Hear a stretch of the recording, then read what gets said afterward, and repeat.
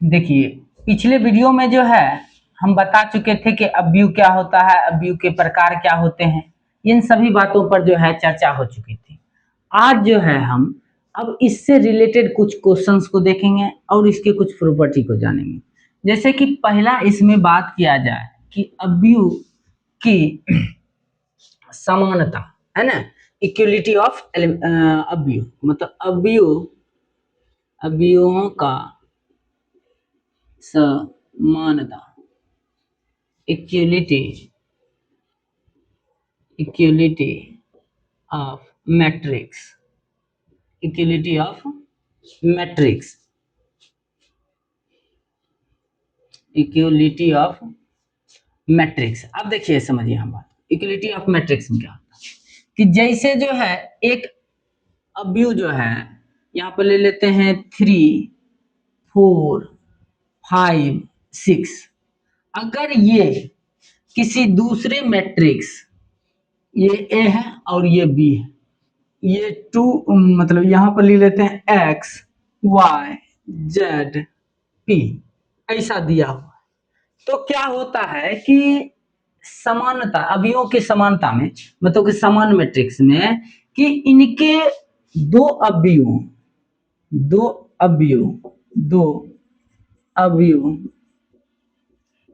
समान होंगे यदि उनके संगत अवयव समान होंगे। तो देखिए यहां समझिए, संगत मतलब कि इसके फर्स्ट के क्या होना चाहिए, बराबर, मतलब x बराबर कितना होना चाहिए 3, और y का वैल्यू इसके दूसरे, ये इसका दूसरा, इसके दूसरे के क्या होना चाहिए बराबर, मतलब y बराबर 2, और जो है यहाँ पर z बराबर कितना हो जाना चाहिए 5, और जो है p बराबर कितना हो जाना चाहिए 6। ये जो है अवयवों की समानता की बात कहता है, ये प्रॉपर्टी कहता है कि दो अवयव तब समान होंगे जब उनके संगत अवयव आपस में क्या होंगे, समान होंगे। ठीक है, ये बात जो है आपको याद रखनी होगी। इस पर हम एक जो है क्वेश्चंस लेते हैं और उसको जो है करने का प्रयास करते हैं कि ये क्या होता है। ठीक है, और ये चैप्टर इतना आसान है कि अगर आप थ्योरी सिर्फ देख लीजिएगा तो एग्जाम्पल प्लस एक्सरसाइज सभी आप अपने ढंग से ही कर दीजिएगा। ठीक है, तो यहां देखिए एक क्वेश्चन है, कहता है कि x plus 3 z plus 4 2y minus 7 ऐसा है, फिर -6 a माइनस 1 0 b माइनस 3 -21 0 और बराबर दिया है 0 -6 2b प्लस 4, यहाँ हो गया 6 -3 -21, ये हो गया 3y माइनस 2 2c प्लस 2 और यहाँ हो गया 0। इतना है। तो ये दोनों कह रहा है कि दोनों क्या है, समान है।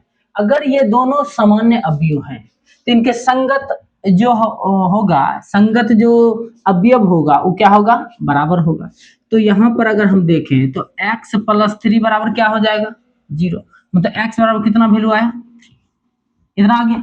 अगर इसको उसके बराबर करें तो z प्लस 4 बराबर क्या लिख सकते हैं 6, z बराबर क्या आ जाएगा 2, 6 में से 4 जाएगा 2। अगर हम इसको इसके बराबर कर दें तो ये क्या हो जाएगा 2y माइनस 7 बराबर 3y माइनस 2, तो इसको y को इधर, इसको इधर कर लेते हैं, -7 प्लस 2, इधर हो जाएगा 3y माइनस 2y, तो मतलब y बराबर कितना आ जाएगा -5, क्योंकि 7 में से 2 गया -5। इस तरह से x y z सबका वैल्यू आ गया। अब किसका वैल्यू निकालना है, a का, तो a वाला को बराबर कीजिए, इसका बीच वाला, इसके बीच वाले का -a-1 बराबर -3, तो ये हो गया a बराबर, माइनस उधर जाएगा तो ये हो जाएगा प्लस, a बराबर क्या आ गया -2, ये आ गया। अब देखिए बात, a का वैल्यू आ गया। अब देखिए b का निकालना है, या पहले c निकाल लेते हैं, ये इसके इक्वल कर लेते हैं, मतलब 2c प्लस 2 बराबर 0, तो 2c बराबर -2, 2 से 2 खत्म, c का वैल्यू -1 जो है इसका आ गया। फिर अगर बात किया जाए कि c का निकल गया बी का निकालना है, अब बी का निकालना है, ये दोनों को इक्वल करना पड़ेगा। तो B minus three equal to two B plus four, अर्थात जो है इसको इधर है, इसको इधर कर लेते, माइनस थ्री माइनस फोर और टू बी माइनस बी, अर्थात बी बराबर माइनस सात जो है इसका राइट आंसर हो गया। तो ए बी सी सबका निकल गया, एक्स वाई जेड सबका निकल गया। इस ढंग से जो है क्वेश्चन का आंसर निकाला जाता है। ये ऑब्जेक्टिव में बहुत सारे पूछे जाते हैं, ठीक है। तो इसमें जो है दिक्कत नहीं होना चाहिए। इसी ढंग से जो है ये खत्म होता है। उसके बाद जो है अब हम एक्सरसाइज देखते हैं। तो एक्सरसाइज में एक दो क्वेश्चन देखेंगे, उसके बाद आप खुद कीजिएगा। इसमें हमको सब क्वेश्चन बताने की जरूरत नहीं होगी। जिस चैप्टर में सभी क्वेश्चन हमको बताने की जरूरत होगी उसको हम जो है खुद बता देंगे, आपको टेंशन लेने की बात नहीं है ना। देखिए पहला जैसे कि क्वेश्चन कहा कि एक अवयव दिया गया है, ए है अवयव, ये है 2 है, 35 है, √3 है, 5 है, -2 है, 1 है और फिर है 19 है, 5/2 है, -5 है, फिर जो है -7 है, फिर जो है 12 है, फिर 17 है। ये दिया है। कहता के लिए ज्ञात करें। पहला चीज ज्ञात करना है हमको अवयव की कोटि, अवयव की कोटि ज्ञात करना है। दूसरा चीज ज्ञात करना है हमको अवयवों की संख्या, अवयवों की संख्या। तीसरा ज्ञात करना है अवयव ज्ञात करना है जिसमें A13, A21, A33, A24, A23 जो है ज्ञात करना है, ठीक है। तो आपको इसमें कुछ नहीं करना, एकदम आसान है। ये क्या करना है, इसको तो मानना है A11, इसको A12, इसको A13, इसका A1। देखिए जैसे कि row number 1, row number 1, row number 2 और रो नंबर 3, यहाँ हो गया कॉलम नंबर 1, कॉलम नंबर 2, 3 और ये हो गया 4। तो उसी ढंग से लिखना है। रो में एक ही जैसा रो में जा रहा है, कॉलम सिर्फ बदल रहा है, 1 में, 2 में, 3 में, 4 में। यहाँ पर देखिएगा तो ये हो जाएगा A21, A22, A23 और A24, क्या कि कॉलम बदल रहा है, रो समान है। इसमें भी A31, A32 और A33 और यहाँ होगा A34। अब सब जो जो कहता है उसको लिख लीजिए। हम जानते हैं अवयव की कोटि को हम बताए हैं, क्या होता है अवयव की कोटि, कोटि बराबर होता है रो की संख्या, रो की संख्या गुना कॉलम की संख्या, अर्थात m इंटू n। m का वैल्यू देखिए, रो की संख्या क्या है 3 है, कॉलम की संख्या कितनी है 4 है, तो कोटि निकल गया 3:4। अब देखिए इसके अवयवों की संख्या, अवयवों की संख्या। तो देखिए जितना मल्टीप्लाई करके रो और कॉलम को गुना करके आएगा, 3 चौका 12, ऐसे भी गिन सकते हैं 4 4 8 4 12। तो इस तरह से 12 रो और कॉलम को गुना करने से निकलता है। अब जो है यहाँ पर बात किया जा रहा है A13, तीसरा कहा हमको A13 बताइए। देखिए A13 कितना है 19 है। फिर कहा A21 कितना है, तो A21 कितना है 35 है। फिर जो है A33 कितना है, तो A33 देखिए यहाँ पर आएगा 33 -5 है। फिर जो है A24 पूछेगा तो 2 नंबर कॉलम में जाना है और 4 पर जाना है, तो कितना है 12 है। फिर देखना है A23 तो 2 नंबर में जाना है और 3 पर जाना है, कितना 5/2। तो इस तरह से देख लिए कि ऐसे ऐसे करके निकलता है। इसको जो है सॉल्व करने का यही तरीका है और ये एग्जाम में बहुत ज्यादा पूछे जाते हैं, ठीक है। अब जो है हम देखते हैं कुछ और क्वेश्चन जिसमें अब हम देखेंगे कि जो है मैट्रिक्स का निर्माण कैसे होता है। क्या कि एग्जाम्पल में एक तो बता चुके थे। जैसे इसमें देखिए बताया गया है, कहता है कि यदि किसी अवयव में 24 अवयव हैं तो उनके संगत कोटि क्या क्या हो सकते हैं। यदि उसमें 13 अवयव हो तो कोटि की संख्या बताएं क्या होगा। पहला चीज होता है यदि अवयव में अवयव की संख्या 24 है।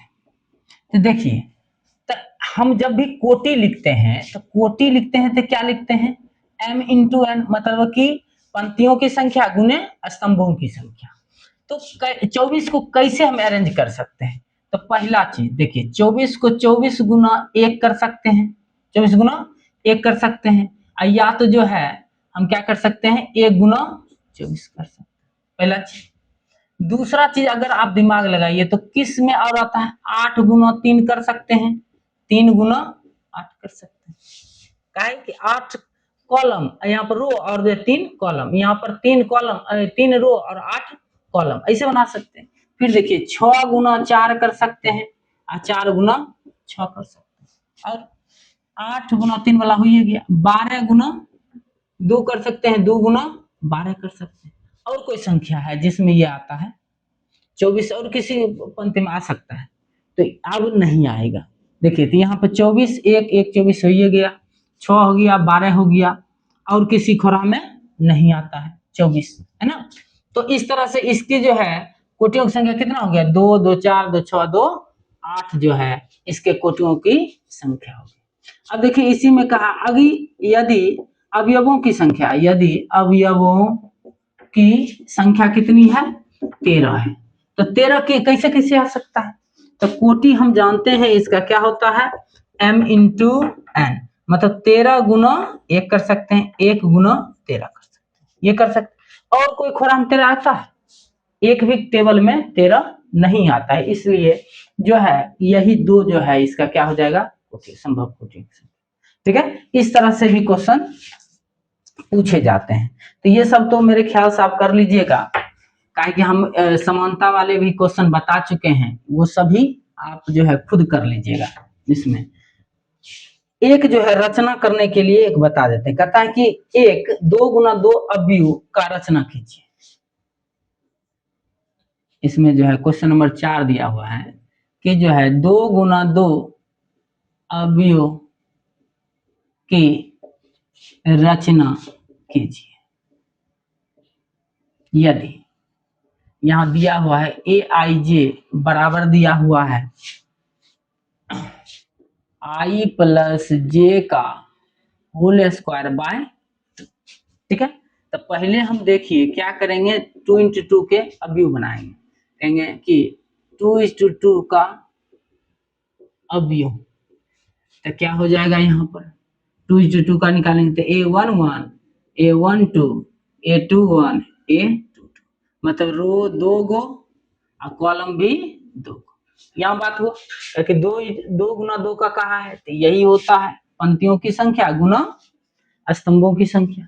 अब हम क्या करेंगे, सबसे पहले a11 निकालेंगे, a11 निकालेंगे तो पहले तो aij वाला फॉर्मूला लिख लेते हैं, i प्लस जे का होल स्क्वायर बटा में, तो यहाँ देखिए a11 तो 1 प्लस 1 का होल स्क्वायर बटा 2, तो 2 का स्क्वायर 4 और 4 बटा 2 कितना निकला, a12 2 वाला निकालेंगे तो 1 प्लस 2 बाई 2 का होल स्क्वायर बाय 2 हो जाएगा, मतलब 3 का स्क्वायर 9 बटा 2, फिर निकालेंगे 2 1, तो यहाँ हो जाएगा 2 प्लस 1 का होल स्क्वायर बाय 2, तो ये हो गया 9 बाय 2, तो यहाँ लिखेंगे 2 2, तो ये क्या हो जाएगा 2 प्लस 2 का होल स्क्वायर बाय 2, 4 का स्क्वायर 16, 16 बटा 2 कितना 8, तो अवयव क्या हो जाएगा, अतः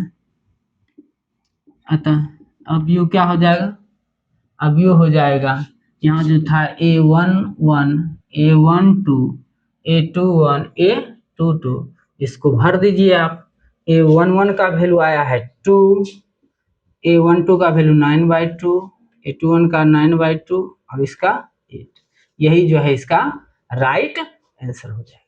कोई दिक्कत, इसी ढंग से ये पूरा जो है चैप्टर खत्म हो जाएगा, ठीक है। तो इसमें अब ऐसा कोई भी क्वेश्चन नहीं है जो आप नहीं बना सकते हैं, एक आध क्वेश्चन और अगर कहिए तो हम एक आध हिंट जो है कर देते हैं, नहीं तो जो भी क्वेश्चन आपसे नहीं बने उसको जो है कमेंट्स कीजिएगा, हम उसको जो है सॉल्व करने का प्रयास कर देंगे, ठीक है। जैसे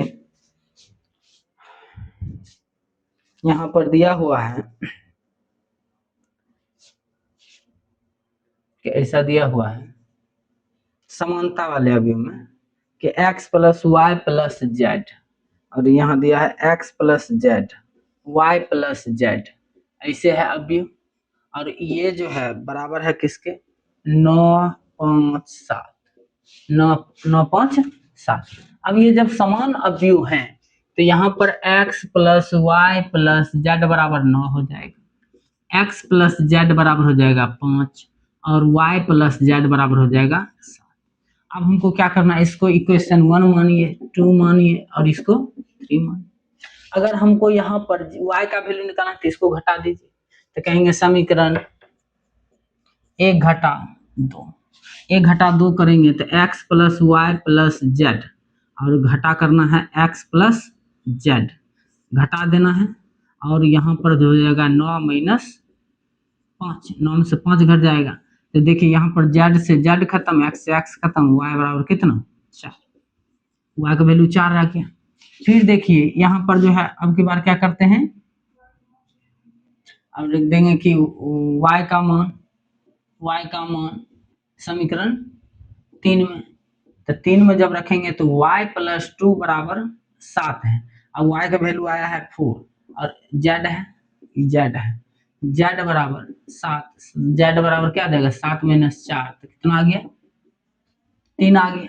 z आ गया है तो x अपने आप निकल जाएगा। अब क्या करेंगे, x प्लस z बराबर कितना है 5, तो x प्लस 3 बराबर 5, तो x बराबर 2। इस तरह से जो है ये बहुत ही आसान चैप्टर है, इसको जो है सॉल्व कर लीजिएगा। फिर हम जो है अगले वीडियो में जो है अगला एक्सरसाइज इसका स्टार्ट करेंगे, ठीक है।